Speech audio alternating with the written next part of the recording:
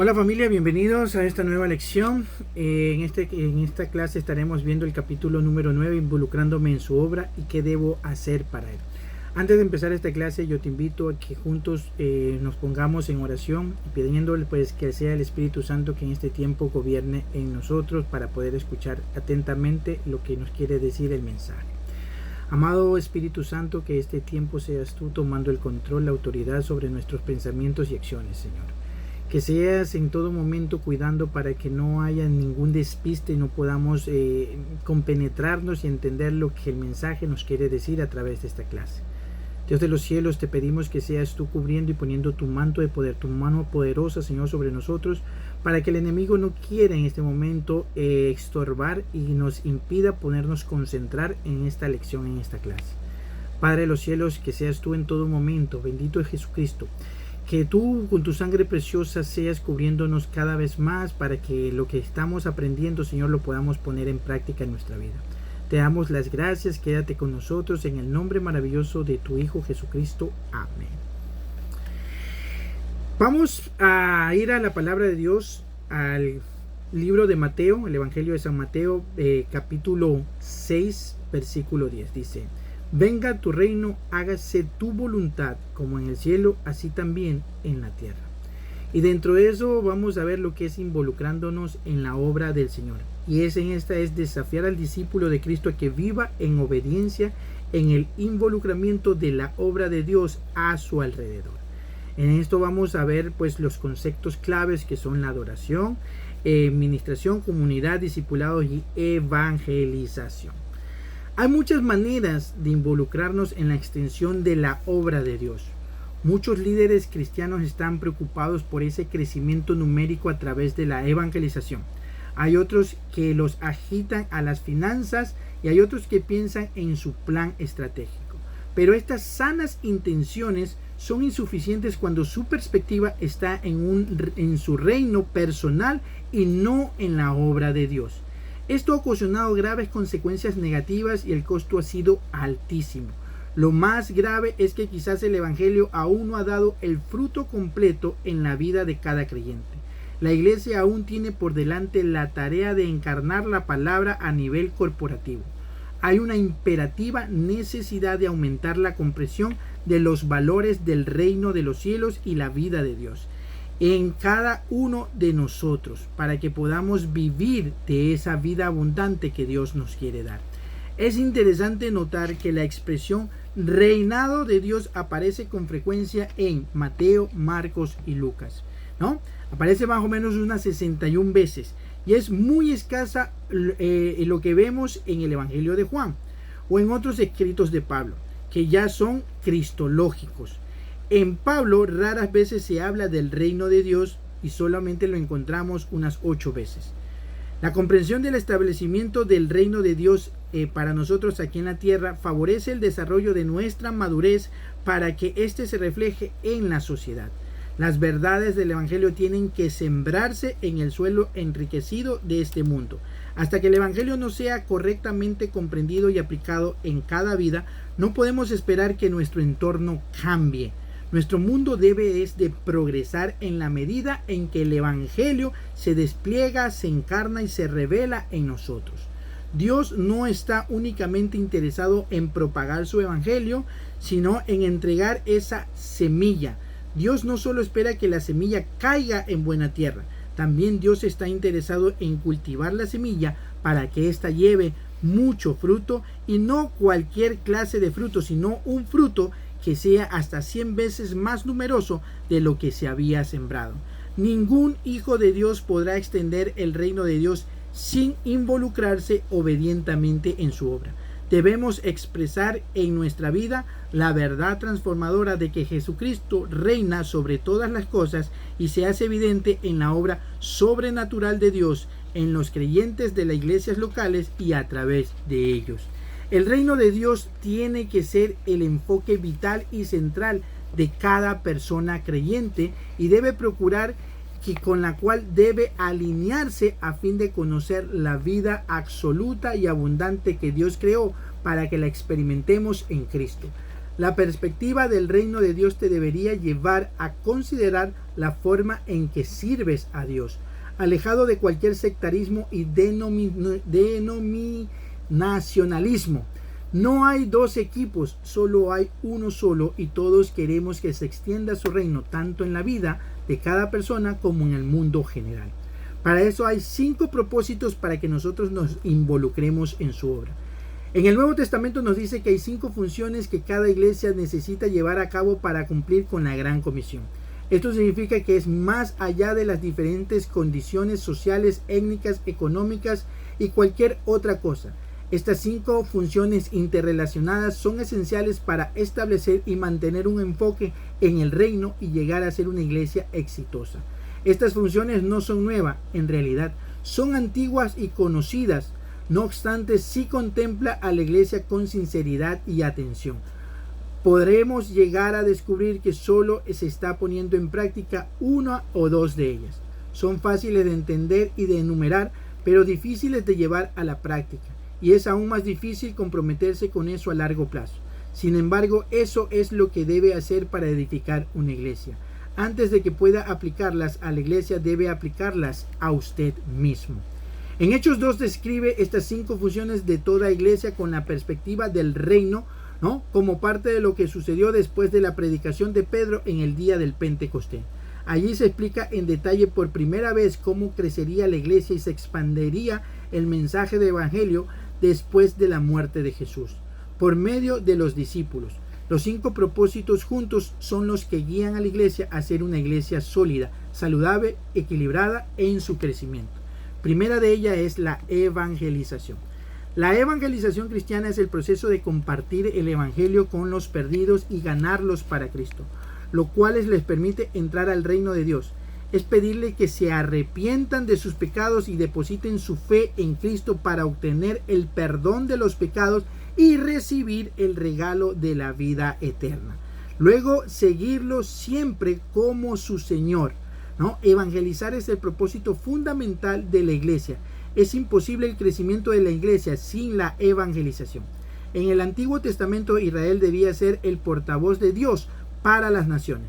Ya en el Nuevo Testamento, los primeros creyentes consideraban que compartir el mensaje de salvación era una responsabilidad y un privilegio. La persecución y el temor no pudieron detenerlos ni tampoco minimizar el poder que Dios les había dado. Hay diferentes maneras de evangelizar. El mejor método para usted y su iglesia podría ser distinto del que usa otra iglesia de la zona u otra iglesia de la misma denominación en otra ciudad. Quizás unos prefieren hacerse amigos de las personas antes de testificarles, mientras otros no tienen problema en acercarse a un extraño. El método no es tan crucial como el ser hallado fiel ante el Señor y en verdad de traer vidas transformadas para el poder del Evangelio. Como pecadores redimidos por la sangre de Cristo, tenemos la obligación de compartir las buenas nuevas con aquellos que nunca han respondido u oído de ellas. Hemos experimentado la salvación, hemos tenido la experiencia del poder del Espíritu Santo que ablandó nuestro corazón y nos dio la convicción para aceptar el Evangelio. Sabemos lo que se siente al arrepentirse, al depositar la confianza en Cristo y vivir la vida como un hijo perdonado. Este es un sentimiento que ni siquiera los ángeles han experimentado. La evangelización es esencial en la iglesia con enfoque en el reino. Es una señal de que los líderes de la iglesia y los miembros tienen solidez espiritual. Es una señal de que la iglesia está viva y es saludable, y de que produce nuevos creyentes, una nueva generación de creyentes para que lleven adelante el mensaje de Dios. Otro de estos 5 propósitos es el discipulado. Aunque el discipulado es algo sumamente conocido y debatido, tal vez sea la función que menos se practica y es la más débil de la iglesia. El discipulado es un recorrido de toda una vida de obediencia a Cristo que transforma los valores y la conducta de una persona y que da como resultado el ministerio en el hogar, la iglesia y en el mundo. Es un proceso de enseñanza a los nuevos ciudadanos del reino de Dios, donde aprenden a amar, confiar y obedecer a Dios, donde se les enseña a ganar y capacitar a otros para que hagan lo mismo, ¿no? En el Teo 101 es la herramienta diseñada para que experimentes un acompañamiento en tu crecimiento espiritual a fin de que llegues a reflejar a Cristo en tu vida. La gran cantidad de seminarios, libros, conferencias y artículos que se ofrecen y surgen sobre el discipulado nos muestra que hay mucho interés en este tema. Los miembros de la iglesia y los líderes manifiestan un interés genuino por el discípulo y es evidente que reconocen la importancia que tiene. No obstante, es una pena que por lo general se hable más de lo que se hace debido a que el discípulo significa una transformación completa. Requiere de la constante atención y el total compromiso de los líderes y los miembros de la iglesia. El discipulado es una disciplina exigente y no es opcional. Pablo lo expresó en detalle la obra del ministerio para la edificación del cuerpo de Cristo. Jesús nos ordena en la gran comisión que enseñemos y que guarden todas las cosas que Él nos ha mandado, como nos dice Mateo 28:20. También le recuerda a aquellos que serían sus discípulos que deberían estar preparados para sacrificarse y decía a todos: si alguno quiere venir en pos de mí, niéguese a sí mismo, tome su cruz cada día y sígame. Porque todo el que quiera salvar su vida la perderá, y todo el que pierda su vida por causa de mí, éste la salvará. Eso está en Lucas 9, 23, 24. En una cultura donde algunos tienden a encubrir asuntos serios, el discipulado requiere de una dedicación y una intensidad que mucha gente no entiende. El comienzo para llegar a un entendimiento de la tarea de cada creyente y cada congregación es una comprensión acabada de que el discipulado no es una opción para los creyentes y requiere que uno tome su cruz y siga día a día a Cristo. El discipulado es una función necesaria en la iglesia con enfoque en el reino, ¿no? Como tercer punto, vemos la comunión. La comunión, más que un sentimiento mutuo de buena voluntad en una congregación, es el resultado de una relación espiritual íntima que los cristianos tienen con Dios y todos los demás creyentes a través de la relación con Cristo. No se da en una comunidad de creyentes en forma natural, sino que proviene del poder de Dios que obra por medio de ellos y en ellos, tal como se describe en Hechos 2 del 42 al 47. La vida en comunidad era lo que experimentaban los cristianos del primer siglo y fue esto lo que llevó a multiplicar su impacto a su alrededor. Después de la venida del Espíritu Santo en Pentecostés, hubo un compañerismo único. Los seguidores de Jesús comenzaron a compartir las comidas unos con otros y a adorar juntos, brindándose amistad y apoyo mutuo. De todas las actividades con las que Cristo podría haber simbolizado su relación con la humanidad, escogió la comida. Resulta claro el simbolismo de alimentar, fortalecer y nutrir a su pueblo espiritualmente al derramar su perfección en vasijas imperfectas. No obstante, la idea del compañerismo está en igual de importancia. La comunión es la experiencia de compartir. Cuando los cristianos tratan de celebrar la Santa Cena por cualquier otra razón que no sea la comunión de los creyentes, es una señal de que la fe y la iglesia están en problemas, a causa de las divisiones, las disputas y el egoísmo. Pablo les advirtió a los creyentes de Corintio que podrían estar en peligro el bienestar de la iglesia si hacían abusos con la Santa Cena. Les advirtió que una iglesia en su condición no debería siquiera participar en un acto tan santo. Les advirtió a aquellos primeros creyentes que tales transgresiones llevarían a la iglesia al desastre.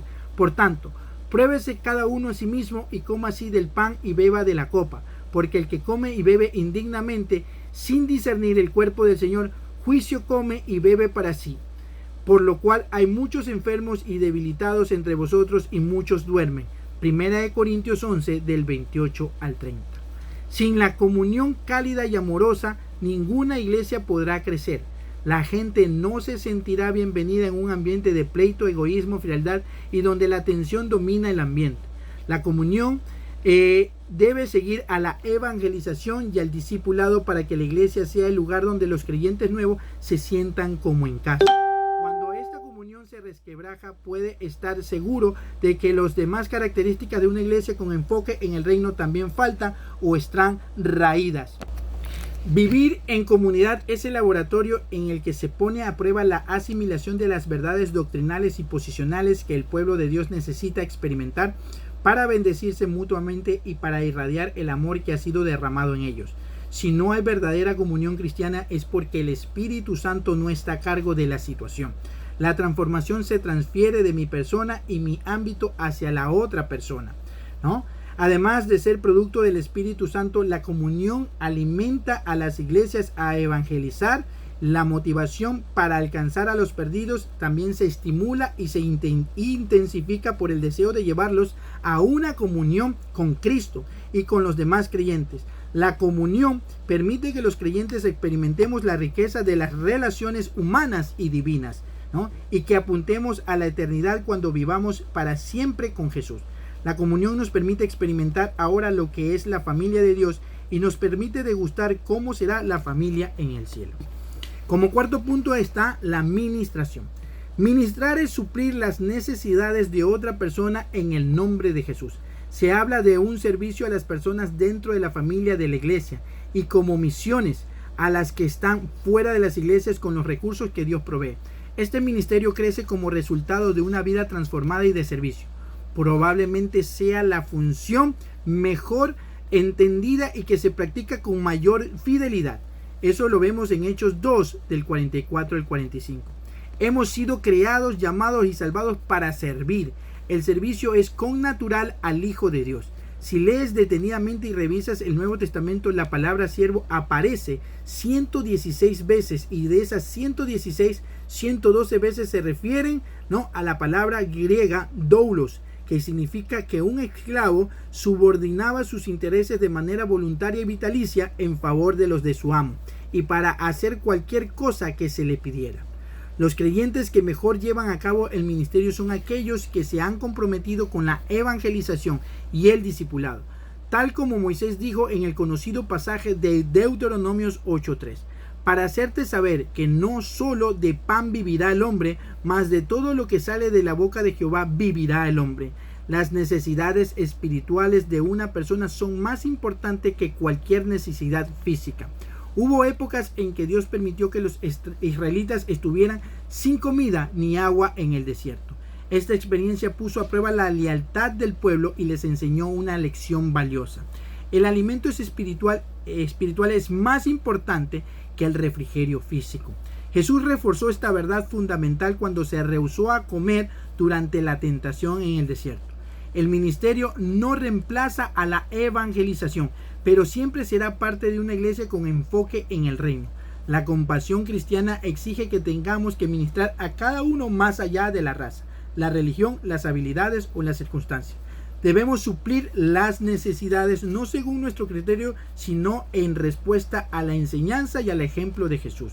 Tal como Él nos recordó a sus discípulos en Marcos 14:7, cuando les dijo: siempre tendréis a los pobres con vosotros, y cuando queráis les podréis hacer bien, pero a mí no siempre me tendréis. Usted y yo debemos estar dispuestos a ministrar al poder con los recursos que Dios nos da. La necesidad humana en el mundo es tan asombrosa que nuestros propios recursos nunca serán suficientes para suplirla. Como Dios espera que nosotros ministremos, Él nos da el poder y los medios para hacerlo. En efecto, debemos ministrar para ser buenos mayordomos de la fe y de las capacidades que Dios nos ha dado. Además de ministrar a los del mundo, debemos también ministrar a los de la iglesia. Todos los creyentes tienen dones del Espíritu Santo para ministrar según la voluntad de Dios. Dentro del cuerpo de la iglesia, el ministerio no está tan solo en una obligación de los pastores y los líderes, sino parte de la expresión y del propósito espiritual de cada creyente. No podemos ministrar solos. Los líderes que describen a la iglesia como mi ministerio dan lugar a que se malentienda la naturaleza del ministerio. Servir a otros no es un asunto de posición o de reconocimiento público, sino de la manera en la que le permitimos a Dios usarnos en beneficios de otros. Ninguno de nosotros es dueño del ministerio con el cual Dios nos ha bendecido, sino que solo somos sus mayordomos. En efecto, la mera idea de ser dueño de un ministerio nos debe de aterrorizar. No hay manera de que pueda por sí mismo suplir las necesidades de cada uno en la iglesia que se pastorea o en el ministerio que se lidera. Sin embargo, al trabajar junto con los demás creyentes y por el poder del Espíritu Santo, puedo suplir dichas necesidades tanto afuera como dentro de la iglesia. Y la iglesia crecerá y prosperará a medida que cumple la obra del Señor. Y como quinto punto, como quinto propósito, está la adoración. La adoración es cualquier actividad en que los creyentes tienen una experiencia con Dios de un modo significativo, espiritual y transformador. La adoración guía a los adoradores a una más profunda apreciación de Dios y una mejor comprensión de sus caminos divinos y un mayor compromiso con Él. La adoración nos pone frente a frente, cara a cara con nuestro Creador y nos acerca más a Él. Al igual que con la evangelización, el cómo se adora no es sustancial como que podamos entender por qué lo hacemos. La adoración es lo que más se analiza, lo que más cambia e incluso lo que más nos preocupa en la iglesia de hoy. Sin embargo, la verdadera adoración no depende de un ritual. La adoración solo es posible en el corazón de un verdadero discípulo. La clave es la manera en que vivimos para Cristo y cómo Él nos transforma a diario. Lo que ofrecemos es más importante que lo que nos llevamos. La adoración real suple las necesidades espirituales de los creyentes, mientras que al mismo tiempo atrae y hace participar a los incrédulos. Proviene de los mandamientos de Dios en la Escritura y del corazón agradecido de los redimidos, quienes anhelan estar ante el Señor para adorarlo y reconocer su divina presencia en sus vidas.